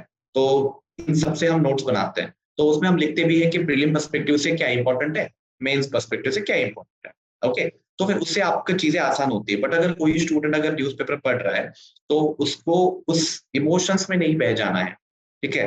तो आपको सिलेबस से स्टिक रह के वो चीजें पढ़नी है। और कोई भी आर्टिकल अगर है तो सबसे पहले उसका कंक्लूजन पे आ जाओ, ठीक है। अब जैसे आप एडिटोरियल पेज पे हो तो 2 एडिटोरियल होते हैं और एक बड़ा आर्टिकल होता है 2000 वर्ड का, तो आप उस 2000 वर्ड को डायरेक्ट पढ़ोगे और फिर बोलोगे यार आधे घंटे से पढ़ रहा था बट कुछ काम का लगा नहीं, क्या फायदा। तो बेटर है आप उसका कंक्लूजन पढ़ो। कंक्लूजन से आपको पता चलता है कि इंडिया का पर्सपेक्टिव इसमें क्या है, या फिर ये हमारे यूपीएससी से हम कहाँ रिलेट कर सकते हैं। फिर एक बीच में एक थोड़ा सा समरी फॉर्म में 3-4 लाइन वो लिखते हैं, उसको पढ़ो। फिर इंट्रो पे आ जाओ। इससे आपको पता चलता है कि मेरे को इसके कितने डेप्थ में जाना है और इसके नोट्स बनाने हैं क्या। क्योंकि पेपर में क्या होता है ना, एक चीज 15 बार आती है, हाँ 15 डेज 20 डेज वो इशू चलता रहेगा। फिनलैंड जो है, अब नाटो में फिनलैंड ज्वाइन हो चुका है, तो इंडिया का पर्सपेक्टिव क्या है, आर्टिक सर्कल में इंटरेस्ट है, तो उसके लिए फिर रशिया वर्सेस वेस्ट चल रहा है, तो उसमें इंडिया का क्या स्टैंड होना चाहिए। तो ये सब चीजें, अब आपको उतना अंतर पूछने की जरूरत नहीं है, कोई आर्टिकल 2 या 3 आर्टिकल आप करो या फिर समाचार मंथन करो। तो टाइमिंग की बात करें तो 5 आवर्स लेके चल रहा हूँ मैं, क्योंकि मैक्सिमम स्टूडेंट जो है वो working professional and college student होते हैं जब वो स्क्रैच से पढ़ाई स्टार्ट करते हैं। तो स्टार्टिंग में 1.5 आवर आपको लगेगा, स्टार्टिंग में लगेगा न्यूज़पेपर कवर करने, और कोई उसमें बुराई नहीं है। 1.5 घंटा लग रहा है तो लगने दो, क्योंकि चीजें समझ में नहीं आती, ह्यूमैनिटी बैकग्राउंड होता नहीं है, तो आपको कभी कभार वर्ड्स भी, वो 300-400 वर्ड्स की साइकिल होती है, वो खत्म हो जाने दो, तब तक आपको वो समझने में मुश्किल होता है, आपको गूगल भी करना पड़ सकता है। तो 1.5 आवर, एक तो समाचार मंथन डेली जो वीकली मैगजीन आती है उसके 1.5 आवर डेली आपको समाचार मंथन और इंडियन एक्सप्रेस मैं कहूंगा वो करना है। उसके बाद 20 मिनट की आंसर राइटिंग करनी है, वो भी not on immediate basis, but after 3 to 4 week आपको आंसर राइटिंग करना स्टार्ट करना है। समाचार मंथन में हम समाचार मंथन टेस्ट प्रोवाइड करते हैं जिसमें हम आंसर लिखवाते हैं। तो डेली 2 आंसर्स लिख पाते हैं, तो आप अभी 1 आंसर से स्टार्ट करो, 20 मिनट लगने दो, एंड वो ओपन बुक टेस्ट की तरह करो। उस कैसे करना है कि सबसे पहले आपने टॉपिक क्वेश्चन पढ़ा, समाचार मंथन टेस्ट का क्वेश्चन पढ़ा, XYZ कुछ भी क्वेश्चन है, अब क्वेश्चन के रिगार्डिंग आपने उस टॉपिक को, उस थीम को समाचार मंथन से या गूगल करके किसी आर्टिकल, उस रिस्पेक्टिव आर्टिकल को पढ़ लिया। अब आपके पास कंटेंट आ गया, अब कंटेंट है, क्वेश्चन पता था, कंटेंट भी आ गया, फिर आप लिखने की कोशिश करो, क्योंकि मेरा ये कंसर्न रहता है कि content won't be the issue, by the time content आपके पास आ ही जाएगा, issue would be structure, presentation and demand of question. अगर आपको डिमांड ऑफ क्वेश्चन नहीं पकड़ पा रहे हैं तो कंटेंट कितना भी हो आप नहीं उसको प्रॉपरली लिख पाएंगे, ठीक है। तो ये प्रैक्टिस, तो 1.5 hour current affair, 20 minutes 1 answer, इतना आप करो। फिर 3 आवर्स आपको स्टैटिक कोर, स्टैटिक सब्जेक्ट 1 इसको करना है, 2.5 आवर्स आप उसको पढ़ो, हाफ एन आवर आप उसके PYQ देखो, तो 3 + 2 ये 5 आवर्स है, और इसमें 10 मिनट्स बचे हुए हैं अभी भी, तो 10 + हाफ एन आवर एक्स्ट्रा, ऐसे करके 30-40 मिनट की आप रिविजन करो। तो 5 to 5.5 आवर का ये मेरा एक प्लान है जो मैं बच्चों को देता हूँ, ठीक है। ये कस्टमाइज होता है, बट ये मोटा मोटा प्लान है। अब इसमें किसी ने लिखा है कि sir what is the right time to preparing for optional, तो उसमें हम आएंगे, बट ऑप्शनल प्रिपेयरिंग के पहले ऑप्शनल कौन सा चूज करना है और कैसे चूज करना है वो बड़ा इंपॉर्टेंट है, वो एक जर्नी है, क्योंकि 500 नंबर का होता है, हाँ उसमें हम आएंगे अभी, ठीक है। तो बेसिकली ये आपको 5 आवर्स का ऐसे इस तरीके से प्लान करना चाहिए। राइट। अरीबा मैम, जैसे सर ने भी कहा कि करंट अफेयर्स और एक जनरल अंडरस्टैंडिंग है कि इंटीग्रेटेड मैनर में प्रिपेयर करना ही होता है, तो करंट अफेयर्स इंपॉर्टेंट तो हैं, और GS पेपर 2 पेपर 3 में तो करंट अफेयर्स बहुत ज्यादा ही इंपॉर्टेंट हो जाते हैं। तो क्या अभी एस्पिरेंट को answer writing current affairs form में शुरू कर देनी चाहिए क्या? ये स्टार्टिंग के फेज हैं, और अगर वो आंसर लिखना चाहता है तो क्या वो रशिया यूक्रेन जैसे टॉपिक जो समझ भी पा रहा है, क्या उस पर उसको आंसर लिख देना चाहिए आंसर स्ट्रक्चरिंग ठीक करने के लिए अभी? वैसे मेरा तो फिलॉसफी ये था कि आप एक बार थोड़ा सा ना कंटेंट को समझना चाहिए। जैसे देखो, रशिया यूक्रेन आपने आज पढ़ा, कल पढ़ा, परसों पढ़ा, एक हफ्ते आपने पढ़ा, ठीक है, पर स्टिल आपको वो कहीं ना कहीं नहीं पता है कि नाटो क्यों क्रिएट हुआ था। नाटो मतलब इशू जो चल रहा है वेस्ट और इधर जो USSR है वो डिवाइड क्यों हुआ था, जब वो फिलॉसफी थोड़ी नहीं पता है ना, तो आंसर इतना एसेंस में आता नहीं है, बहुत ही मैकेनिकल सा आंसर आता है। तो what I will suggest is कि थोड़ा सा ना अंडरस्टैंडिंग डेवलप होने दो, देन राइट। कंटेंट आ गया है आपके पास बेशक, but what you have to do is थोड़ा इंटरलिंकिंग आनी चाहिए। रशिया यूक्रेन सिर्फ प्राइमा फेसी जो दिख रहा है वही नहीं है, there is an economic angle to it, there is a China angle to it, there is a US angle to it, there is a Taiwan angle to it, बहुत सारे एंगल्स हैं उस वॉर में, ठीक है। पर देखो, ऑब्वियसली फर्स्ट आंसर आपका बहुत परफेक्ट नहीं होगा, बहुत मल्टी डायमेंशनल नहीं होगा।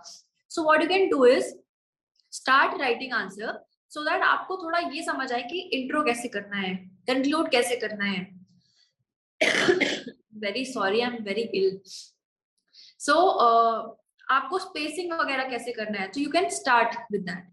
बट आप अपने से ये ज्यादा एक्सपेक्ट मत करिए कि उस टॉपर ने इस तरह का आंसर लिखा था, वो अभी आपको इतनी जल्दी नहीं आएगा, बिकॉज उस टॉपर ने वो आंसर लिखा है अपने towards the end of the test series, है ना। मेंस की अक्सर जो कॉपीज अपलोडेड होती हैं वो होती है जब वो मेंस की टेस्ट सीरीज लिख रहे होते हैं, तो उस टाइम तक उन्हें हर सब्जेक्ट का कंटेंट पता है, उन्होंने बहुत सारे आंसर्स लिख लिए हैं।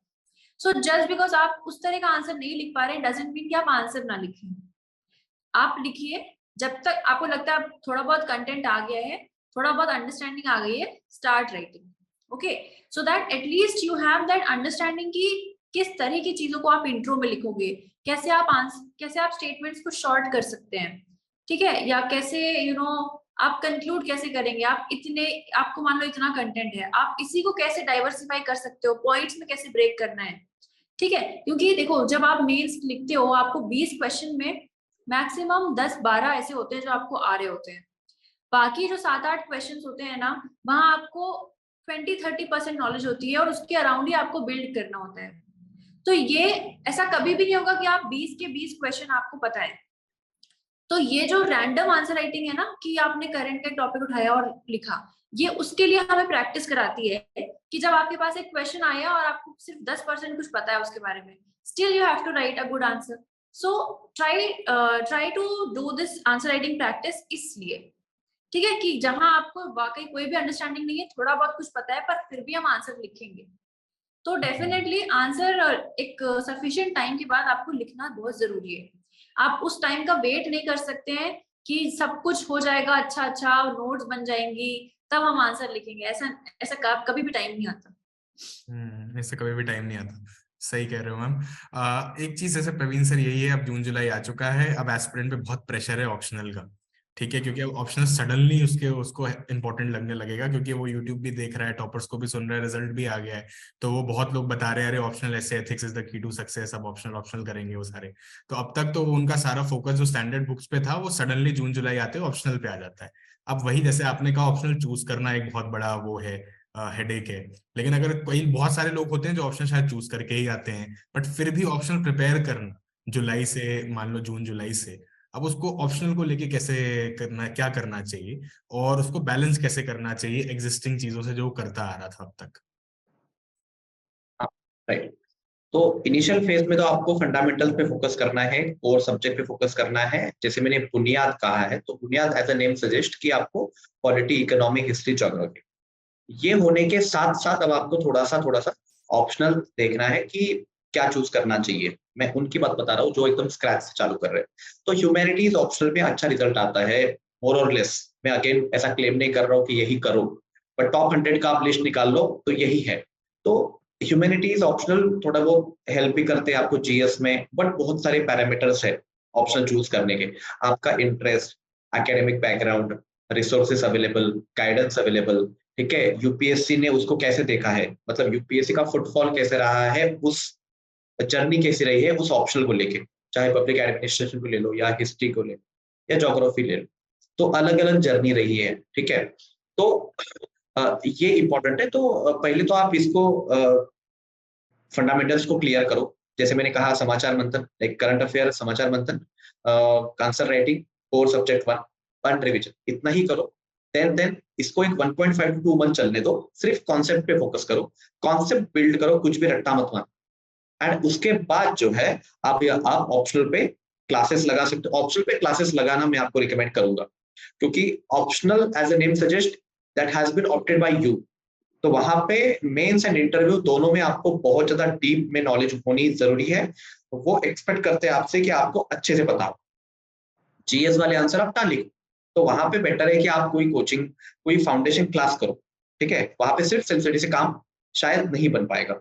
एंड उसके क्लासेस करते करते उसका रिवीजन करो, दैट इज सफिशिएंट। एंड उसकी आंसर राइटिंग एक तो आप सैटरडे संडे किया करो, ठीक है, बाकी 4 to 5 डेज आप जीएस का आंसर राइटिंग किया करो। एंड अगर आपके पास फुल डे है तो सुबह सुबह आपको जो है पीवाईक्यूज करने हैं, फिर कोर सब्जेक्ट 1 करना है, फिर आफ्टरनून में करंट अफेयर करना है, इवनिंग में आपको कोर सब्जेक्ट 2 की जगह पे आपको ऑप्शनल करते रहना है, ठीक है, आफ्टर 2 मंथ्स, एंड एंड में रिवीजन कर। तो ये आपका साइकिल होना चाहिए, ऑप्शनल को छोड़ना नहीं है। फेज 1 में जो बुनियाद फेज है, तो मार्च, अप्रैल, मई, जून, उसमें हल्का हल्का ऑप्शनल के कॉन्सेप्ट एंड क्लासेस वगैरह, एक हाफ 50% तो पेपर 1 तो होना चाहिए। फिर जुलाई, अगस्त, सितंबर जो रैंप अप फेज है, उसमें एज अ नेम सजेस्ट आपको चीजें रैंप अप कर लेनी है एंड ऑप्शनल के आंसर राइटिंग पे आना है। क्योंकि ऑप्शनल की आंसर राइटिंग एक थोड़े अलग लेवल की होती है, उसके रूल्स भी अलग है, पैराग्राफ फॉर्म होता है, अलग अलग चीजें हैं, कीवर्ड्स बहुत जरूरी है। जैसे डेमोक्रेसी की अगर आप बात कर रहे हैं और पॉलिटिकल साइंस ऑप्शनल है, तो वो एक्सपेक्ट करते हैं कि मैकफर्सन का नाम आना चाहिए, जीएस में आप ना लिखे तो ओके। तो इस तरीके से आपको मैनेज करना है। ये रैंप अप फेज में इसको रैंप अप करवा लेना है till the month of May, अप्रैल, मई, जून, जुलाई, अगस्त, सितंबर तक आपको ऑप्शनल रैंप अप करना है।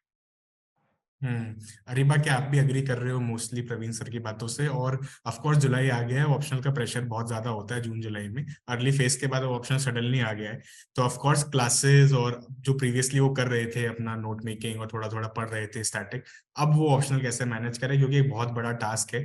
और अप्रैल से अगस्त आपको और क्या लगता है एस्पिरेंट को कर लेना चाहिए जो शायद अभी हमने मिस कर दिया हो? देखिए, optional first of all 500 marks का होता है। सेकेंड इज, यूपीएससी ने सिलेबस में लिखा हुआ है साफ साफ कि ऑप्शनल का जो they expect the kind of कि आप ग्रेजुएशन से ऊपर, मास्टर से थोड़ा नीचे वाली नॉलेज रखते हैं। In GS they write that what an aware citizen should know, वो लिखते हैं, उसमें कोई स्पेशलाइजेशन नहीं चाहिए होता, but in optional they mention that they need specialization which is above graduation and below master's level. So you cannot take optional for granted. आपने भले उसमें ग्रेड भी किया है, आपने मास्टर्स भी किया है, but still what UPSC asks is very different from what you have been taught in colleges. ठीक है, तो यूपी ऑप्शन को बहुत सीरियसली लेना है. फर्स्ट ऑफ ऑल, ऐसे हवा में कोई भी कुछ कह दे रहा है ना, इसलिए ऑप्शनल नहीं लेना है, because you have to live with your optional for most of the time.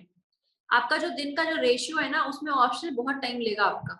Mains के टाइम पे एक एक महीना हम ऑप्शनल ही पढ़ते रहते हैं. तो ऑप्शनल फर्स्ट ऑफ ऑल आपको इंटरेस्ट करना चाहिए, that is very very important. Just because toppers ने लिया एंथ्रोपोलॉजी या लिया मैथमेटिक्स, अब आप इस चक्कर में ले लेंगे तो कुछ नहीं होगा. For example, I got an aspirant, उसने बोला कि हिंदी ऑप्शनल अगर लूंगी तो हिंदी के क्वालिफाइंग पेपर में मदद होगी. मतलब आप डायनेमिक्स देखो क्या कह रहे हैं लोग. तो this is one example, it literally blue away my mind कि लोग क्या क्या सोच के ऑप्शन ले रहे हैं. So your option should be your interest. If you have a background in that, that's very good. Then is your guidance available, then is the resources. Guidance is resource है ना, दोनों चीज को मैं कंबाइन कर रही हूँ. गाइडेंस और रिसोर्स अवेलेबल होनी चाहिए, और पास्ट फ्यू इयर्स में उसने थोड़ा बहुत अच्छा किया हो. अब देखो ये जो ग्राफ है ना, ये अच्छा वाला, ये उठता चढ़ता रहता है. एक टाइम था sociology was doing marvellous, but जब से मैं देख रही हूँ तो नहीं कर रहा है. ठीक है, तो ये ग्राफ ऊपर नीचे होता रहता है. सो इसके उसमें भी नहीं बह जाना है कि ज्योग्राफी में मार्क्स आ ही नहीं रहे तो अब ज्योग्राफी लेंगे ही नहीं, पबैड में नंबर नहीं आते तो पबैड लेंगे नहीं, ये सब मत करना. ठीक है, ऑप्शन को अच्छे से चूज किया. उसके बाद मैं क्या करती थी कि सुबह मान लो मेरा 7 से लेके, अगर मैं 7 बजे से पढ़ना शुरू करती हूँ, so 7 to 11 used to, yeah, 12 used to be my optional time. I would pack my optional in the early hours of morning और उसको करके भूल जाती थी. उसके बाद अब जो मेरे पास टाइम बचा है पूरा रात तक का, that I used to give to GS. बीच में क्या होता है ना कि हम इतना फ्लो में होते हैं GS के कि we try to procrastinate optional वाला part. इसलिए I always used to pick optional in the morning, do it, keep it, and then stick to my GS for rest of the day. तो ये मेरा personal था. आपका अपना खुद कोई भी टाइम टेबल हो सकता है. The crux is optional should be carried every day, I believe, क्योंकि उसमें आपको कोई जेनरिक आंसर नहीं लिखना है, जेनरिक अंडरस्टैंडिंग नहीं रखना है, आपको एक स्कॉलरली अंडरस्टैंडिंग रखना है उसमें, because the person who checks your option is also a scholar. आपको जो क्वेश्चंस बना के दे रहा है वो भी एक स्कॉलर है. तो आपको उसमें बहुत ही एक्सपर्टीज चाहिए आपको ऑप्शन में. तो डू दैट डेली एंड अच्छे से कॉन्सेप्ट में घुसो. जैसे मार्क्स ने बात की इकोनॉमिक डिटर्मिनिज्म की, या दुर्खाइम रिलीजन के बारे में बोल रहा है, तो वो रिलीजन जो हम और आप समझ रहे हैं उसके बारे में नहीं कह रहा है. दुर्खाइम has his own understanding of religion, he has his own understanding of social facts. तो हमें उसकी अंडरस्टैंडिंग को समझना है, ना कि अपनी उसको उसके मुंह से बताना है कि दुर्खाइम ने बोला ये जो कि हम समझ रहे हैं. ऐसा नहीं है, आपको फिर कट के 0 मिलता है उसमें. ठीक है, तो ऑप्शनल को प्लीज बहुत अच्छे से करिए, और द फंडा इज उसकी सोर्स बहुत अच्छे से चूज करो. पहले बहुत सारे टॉपर्स ने बहुत अलग अलग सोर्सेस फॉलो किए होंगे. अगर आप 20 सोर्स रख के बैठ गए कि ऑप्शनल में टॉप करना है, 20 सोर्स पढ़ेंगे तो कुछ नहीं होगा. बेसिक मिनिमम कुछ सोर्सेज हैं, उसको आप पहले तो रिसर्च करिए. ऑप्शनल को रिसर्च करना बहुत जरूरी है, क्योंकि देखो लक्ष्मीकांत सबको पता है, स्पेक्ट्रम सबको पता है. ठीक है, उसके अलावा कुछ करने की जरूरत भी नहीं है. बट ऑप्शनल बहुत ही डाइसी होता है. तो इग्नू है, इग्नू का बीए भी है, एमए भी है. अब क्या क्या करना है, फिर जैसे मेरे ऑप्शनल में इग्नू का एमए भी करना होता है, बीए भी करना होता है. आपके फिर कुछ फॉरेन राइटर्स की बुक्स करने पड़ते हैं, इंडियन राइटर्स की बुक्स करने पड़ते हैं.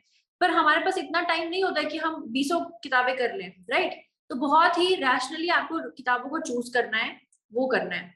तो first of all try to build pace, slowly जाइए, अच्छे से समझिए ऑप्शन को.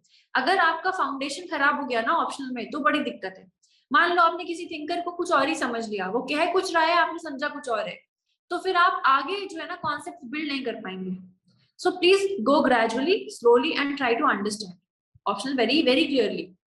बाकी जो आपने बोला कि अगस्त तक और क्या कर लेना चाहिए, सो आई वुड से कि अभी तक आपको ना न्यूज़पेपर की अंडरस्टैंडिंग बहुत अच्छे से आ जानी चाहिए.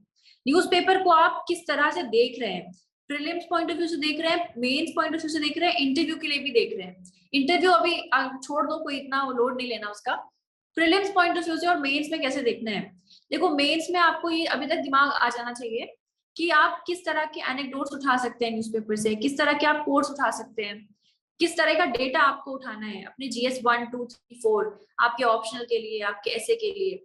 तो ये अंडरस्टैंडिंग आपको अब तक डेवलप हो जानी चाहिए अगस्त सितंबर तक, that how you are utilizing newspaper. एक सोर्स है पर बहुत जगह काम आती है, आपके प्रीलिम्स में काम आएगी, आपके मेंस में, हर एक पेपर में काम आएगा न्यूज़पेपर। सो वो उस पे कमांड आनी अब तक बहुत जरूरी है। That's all. Right. Praveen sir, अब हम फेज 2 पे आ जाते हैं। हमारे फेज 1 का हमने बहुत डेप्थ में डिस्कस कर लिया है। अब आप, जैसे आपने भी कहा कि अगर सितंबर तक optional should be wrapped up, complete हो जाना चाहिए, और अब एस्पिरेंट मैच्योर भी हो गया है, थोड़ा उसको समझ भी आ गया है, उसकी एनर्जी भी थोड़ा ठीक हो गई है, और वो चीजें समझ चुका है कि यूपीएससी कैसे चल रहा है, 6 महीने उसने गुजार लिए। अब वो सितंबर से दिसंबर तक क्या करेगा? अब उसके सामने एक एथिक्स ऐसे नाम की चीज भी आती है, जो वो देख रहा है कि अरे ऐसे भी अब पहले जैसा नहीं आ रहा है। अचानक मेंस हो जाता है सितंबर में, मेंस का पेपर वो देखेगा अरे ऐसे तो फिलोसॉफिकल आ गया, मुझे लगा ये तो बहुत आसान था, मैं तो फटाफट कर लेता। बट उसको लग रहा है कि नहीं, मुझे अब इसके लिए पढ़ना पड़ेगा, वो क्लासेस ढूंढता फिरेगा ऐसे की। या फिर वो एथिक्स को देख के थोड़ा और कहेगा कि ये पेपर इतना मुश्किल आ गया इस बार। तो अब सितंबर से दिसंबर तक उसके पास एक नए चैलेंजेस हैं एथिक्स और एसए के रूप में, क्योंकि उसी टाइम मेंस हुआ होता है, और वो एक फैक्टर होता है, सडनली ना पेपर देखते ही वो रश करेगा, अब इसको ठीक करूं मैं। तो ऑप्शनल उसने अब निपटा दिया है या वो निपटाने के प्रोसेस में है, बट एसए और एथिक्स नाम का एक चैलेंज अब उसके सामने आ गया है। तो अब प्रवीण सर, इस टाइम सितंबर में एस्पिरेंट को क्या करना चाहिए? तो बहुत निगलेक्टेड टॉपिक है essay ethics. Essay ethics carries 250 to 50 number each, and ethics तो चलो बच्चे करते हैं, आजकल सबको सब आता है, तो लेवल भी बढ़ चुका है। लास्ट ईयर का पेपर तो बहुत लेंदी था, मतलब मैं भी बैठता तो केस स्टडीज तक ही, मतलब कुछ ना कुछ छूटता, तो इतना लेंदी तो था। तो बट ऐसे ऐसा है कि बहुत बच्चे करते ही नहीं है, मतलब पूरे साल भर में 2 या 3 ऐसे भी नहीं लिख लेंगे। तो ये बहुत बड़ा सेटबैक होता है। बहुत सारे एस्पिरेंट मुझे मिलते हैं जो एक तो लोअर मतलब लिस्ट में आ चुके हैं, बट उनको सर्विस प्रॉपर नहीं मिली जो वो चाहते थे, या फिर वो इंटरव्यू से बाहर चले गए अनफॉर्चुनेटली। का सबका यही रहता है कि ऐसे की तरफ ध्यान दिया होता तो थोड़ा सा 15-20 नंबर और आ जाते तो काम बन जाता। जैसे सोहम मांड्रे भी है जो रेवेन्यू सर्विस में है, उनका भी ये रहता है कि थोड़ा सा वहां पे मेरा फोकस एरिया रह गया, अदरवाइज आई वुड बी ना कोई क्या करना है ना, एवरी सैटरडे या 15 दिन में एक बार एक ऐसे लिख के देखना है। और ऐसे की कुछ अलग प्रिपरेशन नहीं करनी होती है, जो आप न्यूज़पेपर करते हो, आर्टिकल में आप जो भी कोट आता है उस कोट को आप लिख लो। मेरी ना 2 अलग अलग नोटबुक हुआ करती थी, ऐसे ही इतनी छोटी सी मेरी डायरी हुआ करती थी। अभी भी मेरे पास वो है, इथिक्स के लिए एंड एसे के लिए। इथिक्स के लिए मैं वहां पे ना real life examples and current affair के एग्जांपल्स पुट अप करता था, जो एंड उसमें मैं एंगल लिखता था, उसमें मैं वैल्यूज लिखता था कि कौन से वैल्यूज में मुझे यूज करना है। और ऐसे के लिए जो हम बातें करते थे या हमारा डिस्कशन ग्रुप था, उसमें से जो निकल के आता था वैसी चीजें मैं वहां पे लिखता था एज अ सॉल्यूशन और वे फॉर। अगेन न्यूज़पेपर में कुछ कोट आ गया, उस कोट को लिखा, एंड खींचतान की उसको नहीं लाना है, वो अपने आप आना चाहिए। एंड बहुत सारे एंगल यूज होने चाहिए, मतलब ऐसा नहीं है कि साइंस पेन और बुन तो इंट्रो डाल दिया, 3 पेज का पेन 3 पेज का बुक, ये ऐसा नहीं है। 10th लेवल का ऐसे नहीं लिखना है। तो आपको बहुत सारे एंगल्स पे चर्चा करनी होती है, सारा अप्रोच यूज करके आपको एंड तक उसके ले आना होता है, और एग्जांपल्स पुट अप करने होते हैं, शॉर्ट शॉर्ट सेंटेंस लिखने होते हैं, वो अलग स्टोरी है। बट 15 डेज में एक बार आप ऐसे लिखो, जरूर लिखो, और डेली उसको प्रोसेस बनाओ। क्योंकि आप जो आर्टिकल पढ़ते हो न्यूज़पेपर में 2000 वर्ड का, that is nothing but an essay. Okay, तो उसको समझो। मैं तो उससे ही मिमिक करता था कि यार ये कैसे लिखते हैं, है ना, इनका इंट्रो कितना सरप्राइजिंगली होता है, कितना मस्त होता है, तो मैं ऐसे लिखने की कोशिश करता हूँ। ठीक है, तो ऐसे करो। हाँ, एंड ऑब्वियसली आप हमारा समाचार मंथन जो है या फिर ये काम आएगा, न्यूज़पेपर काम आएगा, मेंटरशिप काम आएगी, बट मोस्ट नेग्लेक्टेड एरिया है जो अभी करना चाहिए। और दूसरी बात, आपके बूस्टर फेज में जो फेज 2 है, इसमें सिर्फ ऐसे एथिक्स नहीं आता, इसमें आपकी जीएस की आंसर राइटिंग का एमईपी आता है। जो एमईपी के 12 टेस्ट है उसको आपको फिनिश करना है, प्लस जो रिमेनिंग चीजें है, सोसाइटी है, डिजास्टर मैनेजमेंट है, इंटरनल सिक्योरिटी है, उसको भी आपको फटाफट फटाफट देखना है। मतलब वर्ल्ड हिस्ट्री को 3 दिन में निपटा दिया, तो ये सब चीजें पोस्ट इंडिपेंडेंस कर लिया, तो वो सब चीजें 15-20 दिन में सब कुछ निपटानी है, इंक्लूडिंग गवर्नेंस, सोसाइटी। एंड साथ में आपको ऐसे ऐसे तो ठीक है, ऐसे एक बार में करने की चीज नहीं है, बट इथिक्स को 20 डेज में हम कर सकते हैं। मैं खुद 20 डेज में उसको किया एंड वो हो जाता है। तो इसी फेज में उसको खत्म करें, प्रोक्रेस्टिनेट ना करें। ऑप्शन रह गया सर वो बाद में कर लूंगा, क्योंकि बाद में हमारा स्मैश फिलिप का फेज है, उसमें हमें टाइम नहीं है। तो ऐसे डेली बेसिस पे उसको फिनिश करो, ऐसे को आपके रूटीन में रखो, उसको छोड़ो मत। एंड इथिक्स को 20 डेज में फिनिश करो। साथ में जो मेंस पेरिफेरल सब्जेक्ट हम कहते हैं उसको भी आपको एकदम क्विकली रैप अप करना है, उसमें बहुत टाइम बिल्कुल नहीं लगाना, वो पेरिफेरल सब्जेक्ट है। Right, I am sure Areeba ma'am आपके भी सिमिलर ओपिनियंस हैं इस पे, अगर कुछ ऐड ऑन करना है तो प्लीज कर देना। ऑल्सो अब टाइम है कि वो टेस्ट सीरीज की तरफ भी जा रहा है, क्योंकि अब उसके पास बहुत कुछ है, वो आंसर लिख रहा है, उसने ऐसे एथिक्स स्टैटिक जीएस के सब पढ़ लिया है। अब वो कंफ्यूज है टेस्ट सीरीज को लेके, क्योंकि उसके टेस्ट सीरीज लगाने के लिए भी उसके पास ऑप्शनल है, जीएस है और प्रीलिम्स भी है। तो वो प्रीलिम्स, कई लोगों को प्रीलिम्स फैक्टर ऑफ फेयर होता है कि 3-3 4-4 बार प्रीलिम्स नहीं निकल रहा है, तो वो अक्टूबर से नवंबर में एक्टिव हो जाते हैं। तो अब सितंबर से दिसंबर के टाइम में, apart from what you have to add for ethics essay and optional, आप टेस्ट सीरीज के बारे में भी थोड़ा बता दो। Is this the right time he should be joining the test series, और कौन सी, किस पे स्पेसिफिकली, मेंस की या प्रीलिम्स? देखिए, आई विल गो बैकवर्ड्स, जैसे मैं आपको पहले भी बता चुकी हूँ। मान लिया आप मई में आपका प्रीलिम्स है, राइट? तो 3 महीने पहले तो you will have to wind up everything, मतलब प्रीलिम्स की सैंक्टिटी बरकरार रहे, इसलिए एटलीस्ट 3 महीने उसको दिया जाए, ठीक है? तो आप फरवरी, आप सोच लो आपका डेडलाइन रहेगा ही रहेगा। कोई किसी कैसा भी एस्पिरेंट हो, फरवरी उसको डेडलाइन मान लेना चाहिए अपने मेंस का, ठीक है? तो मतलब मैक्सिमम आप फरवरी तक जा सकते हैं। तो that is the ideal time, you know, to do your test series. अक्टूबर, नवंबर, दिसंबर, जनवरी जो टाइम है आपका, इनफैक्ट नवंबर, दिसंबर, जनवरी, ये आपका टेस्ट सीरीज के लिए परफेक्ट टाइम होता है, क्योंकि आपने ऑप्शन कंप्लीट कर लिया है, आपका जीएस फुल स्विंग में चल रहा है, ठीक? तो देखो, मैं ऑप्शनल के लिए क्या करती थी कि ऑप्शनल की टेस्ट सीरीज मैंने क्लास के साथ साथ ही लगाई थी। इधर क्लास चल रही है, एक टॉपिक मान ली कंप्लीट हुआ, इधर मैं टेस्ट सीरीज साथ के साथ उसमें लिख रही थी, so that I'm able to implement what I'm learning in class. But GS में ये चीज नहीं होती है। जीएस में क्या है ना कि सब बहुत ही इंटरकनेक्टेड सा है, तो वहां पे आपको हर एक चीज की थोड़ी थोड़ी अंडरस्टैंडिंग चाहिए होती है। और जीएस में मान लो कि कुछ टॉपिक ऑफ एनवायरमेंट हुआ या कुछ टॉपिक ऑफ इकोनॉमी हुआ, पर क्वेश्चन पूरा का पूरा ब्रॉड आता है, मैन्युफैक्चरिंग सेक्टर पे पूरा क्वेश्चन आ रहा है, तो वहां पे आपको इतना सा इकोनॉमी पढ़ के काम नहीं चलेगा। पर ऑप्शनल में ये काम हो जाता है।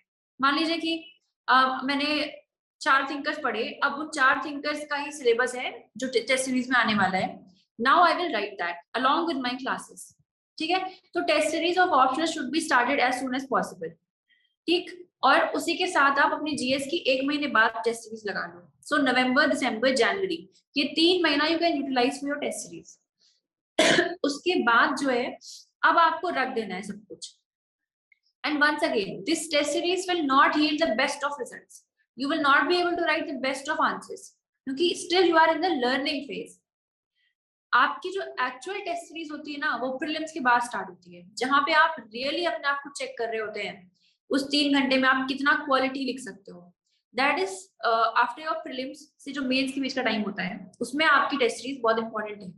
पर जो ये वाली टेस्ट सीरीज आप एक कर रहे हो ना, जो आप नवंबर, दिसंबर, जनवरी में कर रहे हैं, that is building your, you know, whole skill. आपकी जो स्किल है, answer writing is a skill, आप जितना उसको प्रैक्टिस करेंगे उतनी अच्छी स्किल डेवलप होगी। So this is your practice phase, this should not be left. What most aspirants do is कि वो प्रीलिम्स के सीधा बाद जाके टेस्ट सीरीज लगाते हैं। अब उसमें टाइम ही नहीं है हमारे पास, हम नोट्स कंसोलिडेट करें कि रिविजन करें या टेस्ट सीरीज लगाएं। इसलिए आपको ये सीखने वाला जो काम है ना, ये पहले ही कर लेना है। Please don't leave that. And once test series is over, forget it. क्या नंबर आए, कैसा आए, मेंस लग रहा है आपको निकलेगा नहीं निकलेगा, डजंट मैटर। अब आपने रख लिया है, अब आपको सीधा प्रीलिम्स पे स्विच मारना है। और प्रीलिम्स पे स्विच मारने का मतलब क्या है कि आपके दिमाग में आप ऑब्जेक्टिव अंडरस्टैंडिंग आनी चाहिए किसी चीज की। Facts should revolve in your head, objective type of understanding should develop. So it's a मतलब ब्रेक अवे। मेंस हो गया, ठीक है, अब फुल्ली प्रीलिम्स में आ जाना है, ठीक? Right. So thank you so much, Ariba ma'am, for taking out your time. Ariba ma'am is really ill. तो उनको अभी जाना I am पड़ेगा. ill since ages. Ill since ages. She's been ill since ages, right? And of course, she's also appearing for interviews this year. तो उनकी पढ़ाई भी है. But I'm very sure वो इस साल IAS बनेंगी जरूर. मैं तो बहुत श्योर हूँ इस चीज को.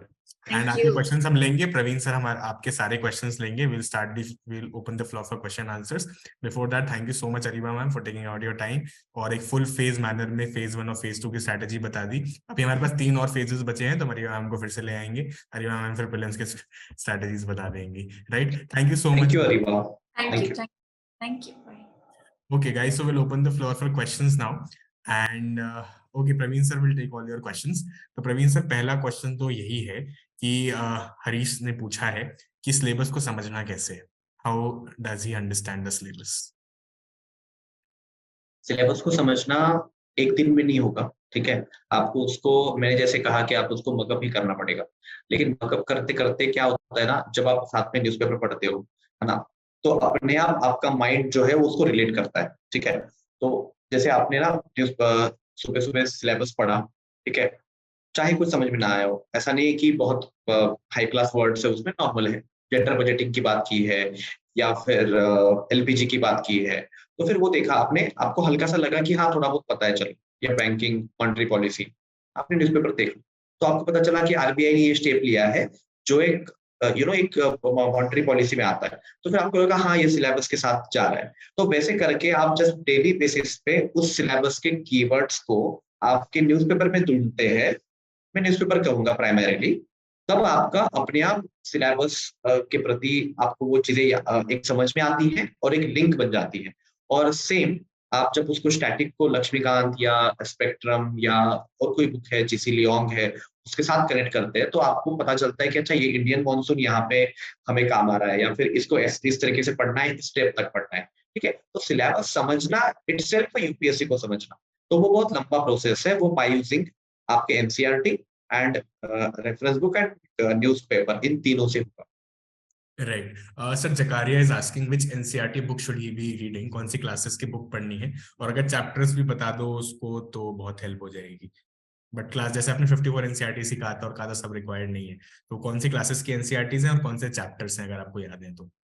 देखो अब क्या है कि मेजरली तो जब हम मेंटरशिप करते हैं तो मेंटरशिप में हम सब कुछ डिटेल बताते हैं और वो करवाते हैं. इट्स नॉट अबाउट कि मेरे को जड़ी बूटी दी आपने खा ली, ठीक है, ऐसा नहीं होता है. लेकिन ये बात बिल्कुल है कि 54 पढ़ने की जरूरत नहीं है, सिर्फ एक 14 to 16 पढ़नी है. तो आप सबसे पहले जो है आप इंडियन पॉलिटी की, Indian constitution at work class 11 and political theory class 11, इन दो को अच्छे से करो. उसमें से जो पॉलिटिकल थ्योरी है वो ज्यादा टिल्ट है towards philosophical angle of politics, and आजकल जो है यूपीएससी का ट्रेंड चल रहा है तो फिलोसॉफिकल ज्यादा पूछते हैं, तो उसको अच्छे से, ठीक है. सोशियोलॉजी की अगर बात करें तो 2 सोसाइटी के एनसीईआरटीज है, ठीक है, social development and Indian society, ठीक है. देन अगर हम ज्योग्राफी की बात करें तो ज्योग्राफी के लिए तो वन एंड ओनली जो मोस्ट इंपॉर्टेंट है वो है फिजिकल ज्योग्राफी की एनसीईआरटीज. तो क्लास 11th की 2 एनसीईआरटीज है, fundamentals of physical geography and Indian physical environment. इन दो को तो आप ऐसे करो कि each and every sentence of this NCERTs are really very important. उसमें एक एक पैराग्राफ के क्वेश्चन बनता है. 5 नंबर का क्वेश्चन आया था 2017 के मेंस में, इन्वर्जन ऑफ टेम्परेचर, 5 नंबर का. तो किसी कहीं पे नहीं दिया हुआ, उस एनसीईआरटी में सिर्फ 2 पैराग्राफ दिए हुए हैं, 3 कंडीशन दी हुई है, हो गया. तो ऐसे ईच एंड एवरी पैराग्राफ पे क्वेश्चन आता है, ठीक है. तो उन दोनों को करो. बाद में आपका पॉलिटी हो गया. इकोनॉमी के लिए Indian economic development class 11 and introductory macro economics, M A C R O macro. Polity हो गया, इकोनॉमी हो गया, ज्योग्राफी मैंने बता दिया. हिस्ट्री के लिए आपको कोई एनसीईआरटी पढ़ने की जरूरत नहीं, ठीक है. मॉडर्न हिस्ट्री के लिए आपको कोई एनसीईआरटी पढ़ने की जरूरत नहीं है. मॉडर्न हिस्ट्री, एंशिएंट मेडिवल के लिए आपको R S Sharma and Satish Chandra, जो ओल्ड एनसीईआरटी. न्यू मत पढ़ना, न्यू से नहीं आता, ओल्ड से आता, ठीक है. ओल्ड करो, वो 2 एनसीईआरटी काफी है, ठीक है. तो मोटा मोटा ये है शंकर के लिए क्लास 12th के बायोलॉजी के चैप्टर नंबर 13, 14, 15, 16, ये 4 चैप्टर इंपॉर्टेंट है. उतने 4 काफी. बाकी जो आप पीएमएफ आईएएस का मटेरियल या जो हमारे सिविल दिल्ली के नोट्स है, सिविल दिल्ली के तो फाउंडेशन में हमने ईच एंड एवरीथिंग के नोट्स दिए, आपको उसके बाहर जाना ही नहीं है, बट आप एनसीईआरटी की पढ़ सकते हो, ठीक है. तो इस तरीके से आपको कवर करना है. बहुत ज्यादा डीप में जाने की जरूरत नहीं है। इसको एक कंडीशन है कि अगर आपको इकोनॉमी टफ चल रहा है, अगर आपको इंट्रोडक्टरी मैक्रो इकोनॉमिक्स समझ में नहीं आ रही, ठीक है, किसी बच्चे को शायद नहीं आती है 5% बच्चों, तो वो फिर क्लास 10th की पढ़ ले, जस्ट टू चेक कि मेरे कॉन्सेप्ट वहां पे मुझे समझ में आ रहे हैं क्या। वो भी नहीं आ रहे तो क्लास 9th को देख ले। तो ऐसे, बट नहीं, मतलब मेरे एक्सपीरियंस में 5% भी नहीं है तो सबको समझ में आ जाता है। ठीक है, ये है। सर अभिमन्यु 2023 और 2024 दोनों अटेम्प्ट कर रहे हैं, वर्किंग प्रोफेशनल हैं, तो उन्हें अभी से कैसे अप्रोच करना चाहिए? 23, 24, तो अभी देखो 23 को बचे हैं 47 days if I am not wrong.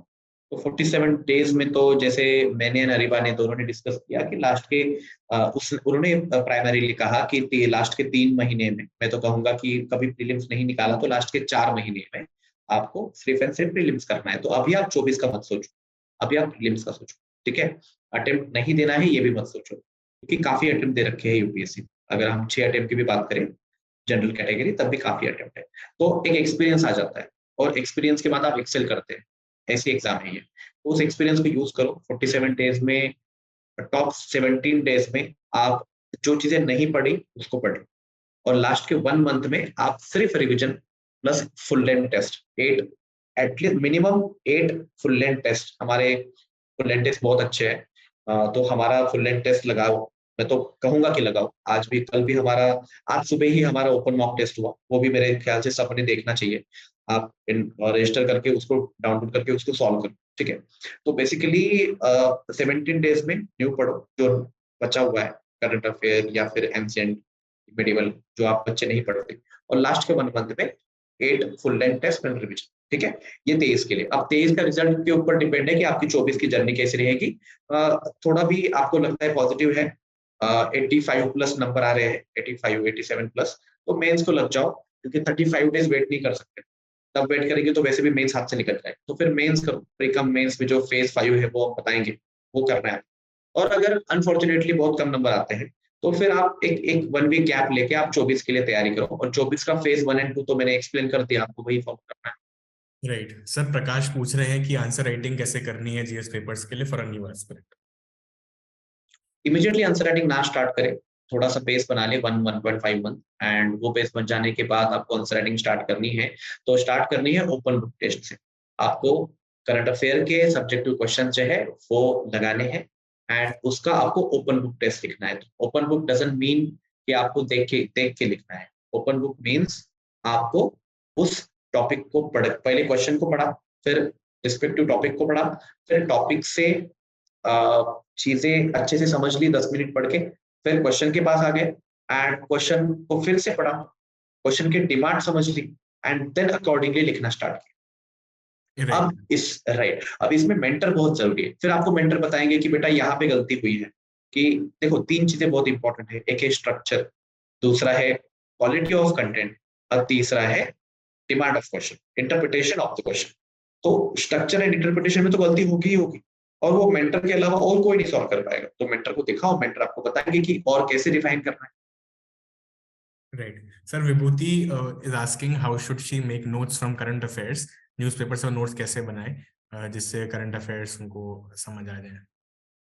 Current affair के नोट्स, जैसे मैंने कहा, मैं यहाँ फिर से कहूंगा कि करंट अफेयर के नोट्स इमीडिएटली बनाना चालू ना करें, क्योंकि आपको बहुत सारी चीजों की आइडिया अब नहीं होती है अगर आप स्क्रैच से स्टार्ट कर रहे हैं। बट अगर आपको महीना, 1.5 महीना, 2 महीना हो चुका है, तो आपको मंथली मैगजीन तो फॉलो करनी ही पड़ेगी।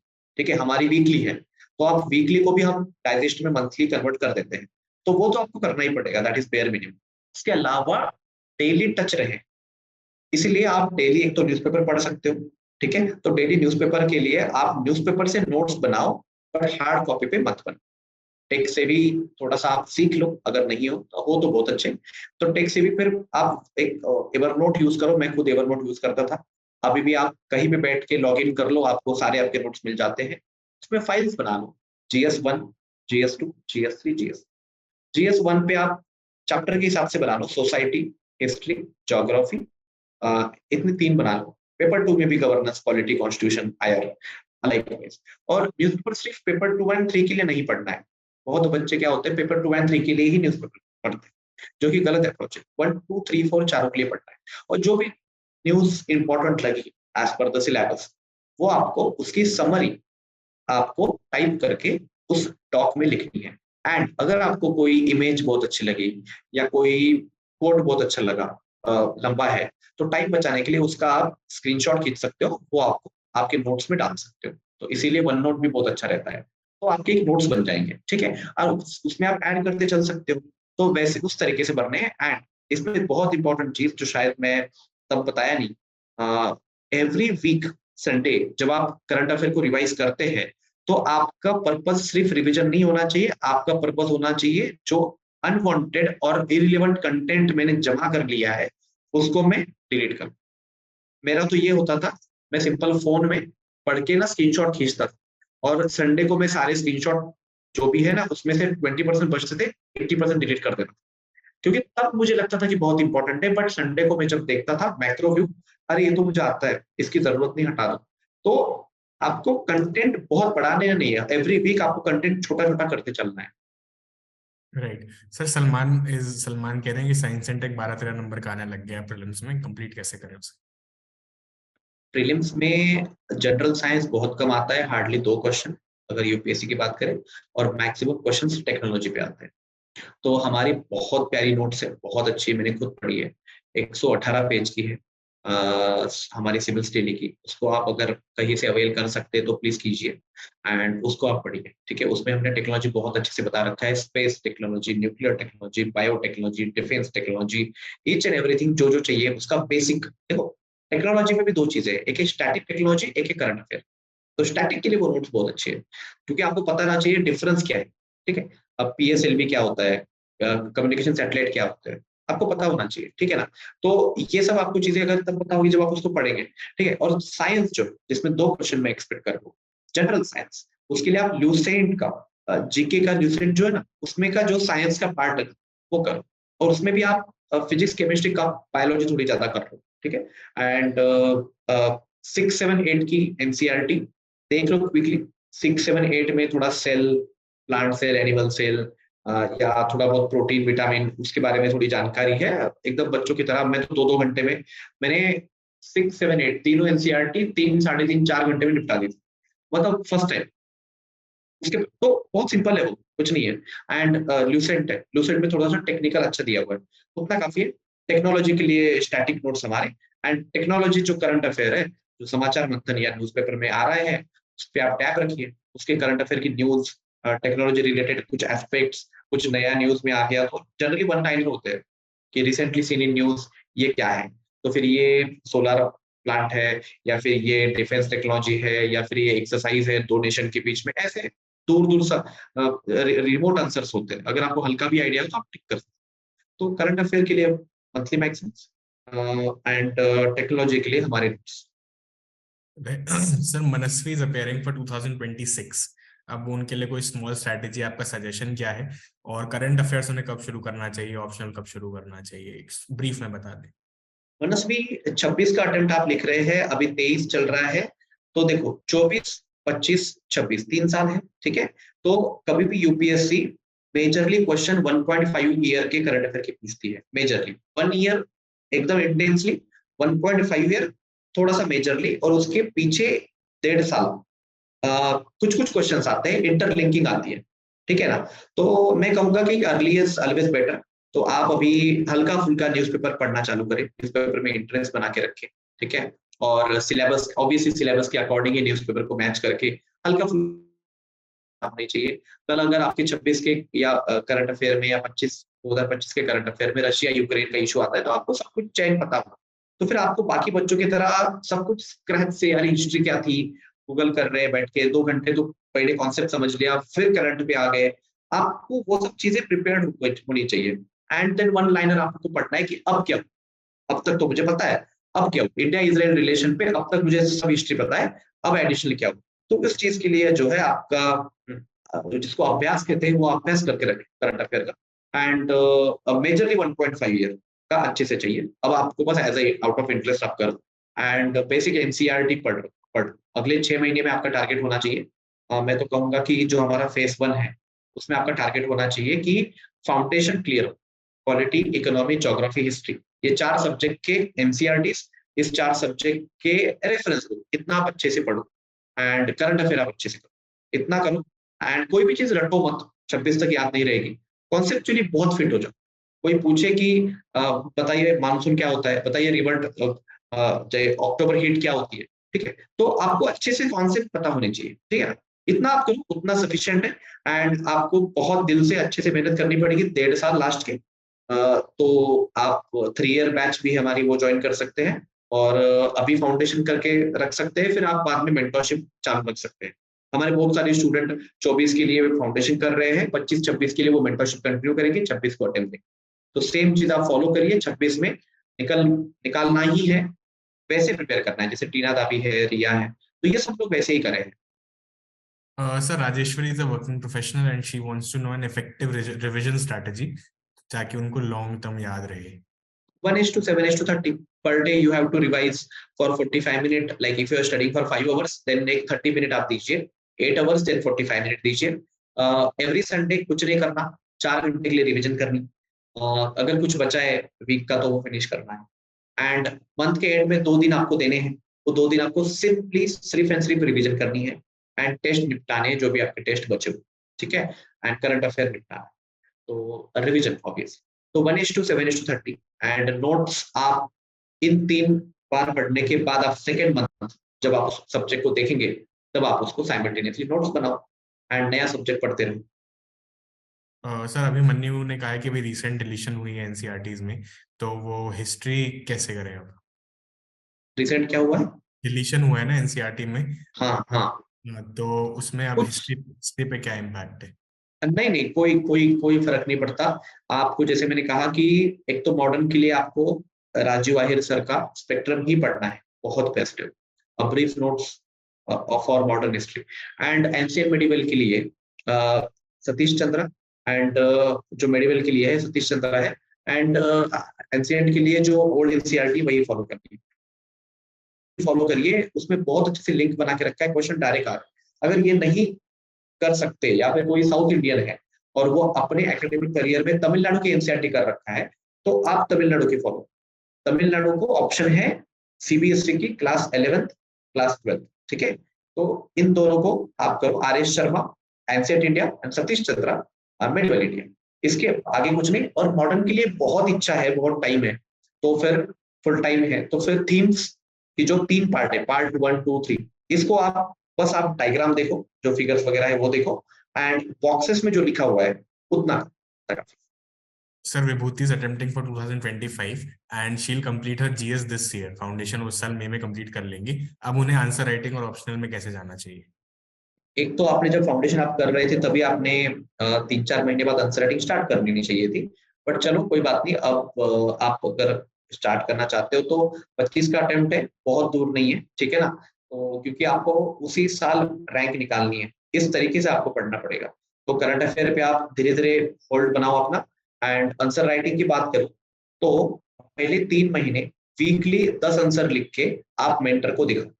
तो वीकली 10 आंसर आप लिखिए, current affair based descriptive answers आप लिखिए जीएस के, एंड आप वीकली 10 आंसर्स लिख के आप मेंटर को दिखाओ। एवरी वीक डिस्कशन लो, एवरी वीक सिर्फ लिखना इज नॉट द गेम है कि उस पे आप रिफाइन कर रहे हो क्या, जो मेंटर्स है या जो एक्सपर्ट है उनकी जो कमेंट्स है उस पे आप वर्क कर रहे हो क्या, वो वर्क करके फिर से लिखो।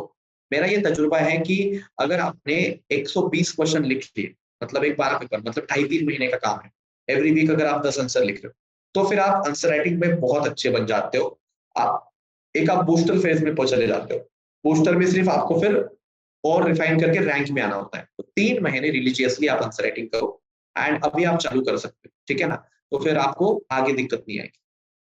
Sir, how should Madhumita do international relations? She is attempting for 2024. International relation के लिए अगेन सिविल सिटी के नोट्स काफी बढ़िया है, बट अगर आपके पास वो नहीं है तो international relation is all about current affair, ठीक है। तो करंट अफेयर के लिए करंट अफेयर में आजकल एक अच्छी चीज ये है कि हम क्या करते हैं ना, या कोई भी और मैगजीन भी हो किसी भी कोचिंग की, मुझे मतलब वो भी चलेगा, that is not the issue. But अगर आप जो समाचार मंथन ही करना चाहिए, यही मेरा एक आपको एक मेरा सजेशन रहेगा, तो उसमें हम क्या करते हैं ना, हिस्ट्री कवर कर लेते हैं, ठीक है ना। तो अगर आपको ब्रीफ हिस्ट्री हम बता दे रहे हैं ना, तो आपका आईआर वहीं पे कवर हो जाता है, ठीक है। एवरी एवरी नेशन के साथ, जिस नेशन को न्यूज में आ रहे हैं, जो जो नेशन न्यूज में आ रहा है इंडिया के पर्सपेक्टिव में, उस सब नेशन की हिस्ट्री हम बताते चलते हैं, ठीक है। या फिर आप सिंपल सा एक काम करो, गूगल पे जाओ, गूगल पे इंडिया अफगानिस्तान सिविल डिडियास एंटर। ये जागृति अवस्थी जो हमारी स्टूडेंट है, उन्होंने भी यही किया था। वो समाचार मंथन वगैरह तो करते थे, बट जागरूक उनका एक था कि वो ऐसे गूगल करके, क्योंकि the best thing about civil study is कि वो टोटली अब तक जितने भी चीजें हुई है ना, वो इकट्ठा दे देती है। तो आपको बस स्क्रॉल करना है और चीजें लिख लेनी है, हो गया आपका इंडिया अफगानिस्तान टोटल खत्म हो गया। अब आपको कोई डरने की जरूरत नहीं है। अगर आपको इसके बाद कुछ न्यू आ रहा है तो उस पर टैप करना। सेम आपको एवरी नेशन के लिए करना है। तो आईआर का इंडिया एंड नेबर बहुत इंपॉर्टेंट, तो नेबर पे ध्यान दो, ज्यादा क्वेश्चन नेबर पे आते हैं। देन करंट अफेयर की ट्रीटी पे ध्यान दो, इकोनॉमिक ट्रीटी वगैरह, एफटीए वगैरह, उस पे ध्यान दो, इंटरनेशनल ऑर्गेनाइजेशन पे ध्यान दो, उसकी एक स्पेशल बुकलेट आती है उसका, ठीक है। तो एज सच कोई स्टैटिक बुक पढ़ने की जरूरत उतनी नहीं है, टाइम वेस्ट होगा।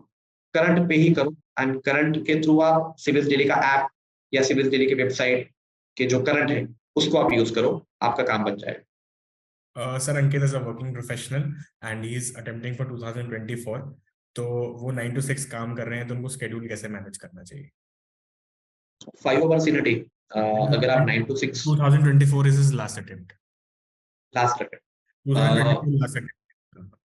हाँ हाँ, ठीक है ठीक है, पढ़ लेता हूँ इस क्वेश्चन, ठीक है। तो बेसिकली 24 लास्ट अटेम्प्ट है, तो प्रीलिम्स के पहले 50 दिन, चलो अगर आपका प्रीलिम्स अच्छा है तो एटलीस्ट 1 month No, आपको it is his first attempt. अब वो लिख रहे हैं मेरा फर्स्ट अटेम्प्ट है। पहले उन्होंने लास्ट अच्छा अच्छा अच्छा अच्छा अच्छा अच्छा अच्छा, ठीक है, ठीक, कोई बात नहीं।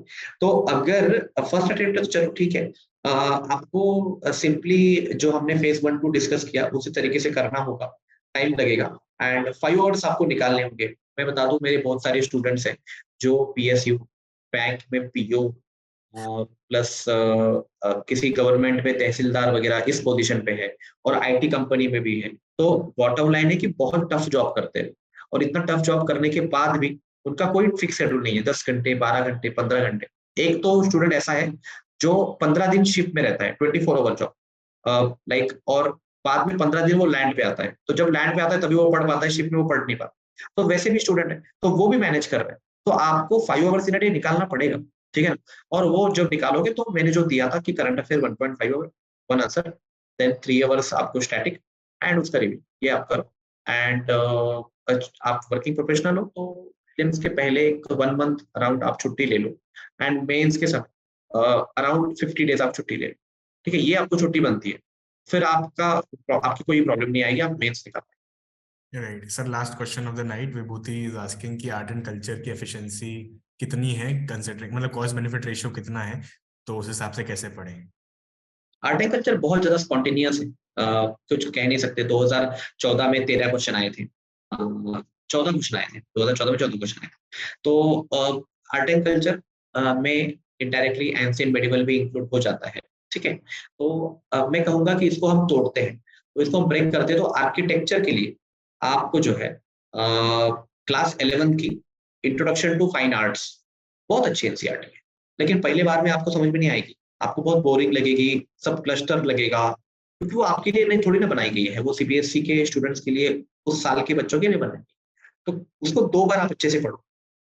चैप्टर नंबर 5 बहुत इंपॉर्टेंट है, तो उसमें आप आर्किटेक्चर अच्छे से करो, उसमें आर्किटेक्चर बहुत अच्छे से दिया हुआ है, तो आर्किटेक्चर आप उससे कर लो, एंड 2 या 3 रीडिंग के बाद आप उसके नोट्स बना लो, फिर उसको खत्म करो, ठीक है। एंड जो कल्चर का पार्ट है एंड जो आर्ट का पार्ट है, आर्ट एंड कल्चर, इन दोनों के लिए आप नितिन सिंघानिया सर की जो बुक है उसको, कल्चर बहुत अच्छे से दिया हुआ है, डांस वगैरह, उसके styles and music and art में भी वो सब चीजें। तो कल्चर में ऑर्गेनाइजेशन जो है, इंदिरा गांधी का ऑर्गेनाइजेशन, तो उनको आप नितिन सिंघानिया करो आर्किटेक्चर के लिए एनसीईआरटी। एंड इग्नोर मत करना कभी भी, बट अगेन ये माइंड में हमेशा आप रखना कि कोर सब्जेक्ट नहीं है, तो इसको शॉर्ट में निपटाना है। वर्टिकल अप्रोच नहीं रखना, हॉरिजॉन्टल अप्रोच रखना, सुपरफिशियली चीजों को कवर करते चलो, ठीक है। एंड अगर करंट में कुछ आ रहा है कल्चर का, कोई डांस है, कोई जीआई टैग मिल गया, कुछ हो गया, तो उसको आप करंट पे टैप रखना सफिशिएंट है। Right. So with this, we have come to an end of this webinar. Thank you so much, aspirants, for taking out your time. Sunday है, रात तक आप सब हैं, तो thank you so much for that. Thank you so much, Praveen sir. Hectic schedule रहता है अपन का, लेकिन हम लोग रात में भी, आप भी हो, मैं भी हूँ. Thank you, It's very thank you Saqib. नहीं, thank you, thanks to you, thanks everyone, because आपने मौका दिया इन बच्चों से बात करने का, एंड आप भी अभी तक ऑफिस में है, तो वेरी गुड वर्क.